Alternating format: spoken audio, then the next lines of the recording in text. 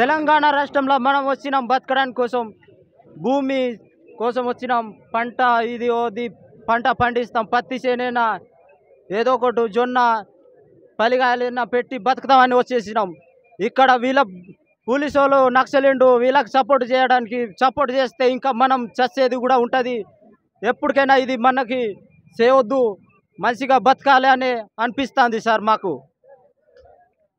Sir ఎందుకు వచ్చినా వాళ్ళకి నక్సలికి చంపిండనే వచ్చేసినాం ఇక్కడ సార్.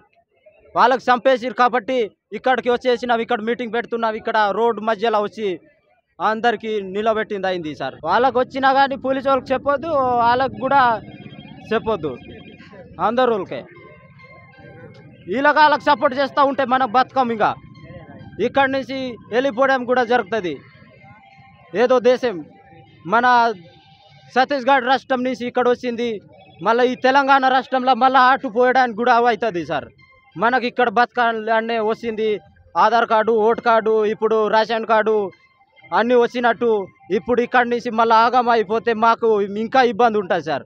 మరిన్ని వీడియోస్ కోసం ఛానల్ ని సబ్స్క్రైబ్ చేయండి. లేటెస్ట్ అప్డేట్స్ కోసం వాట్సాప్ ఛానల్ ని ఫాలో అవ్వండి. అండ్ లింక్ డిస్క్రిప్షన్ లో ఉంది.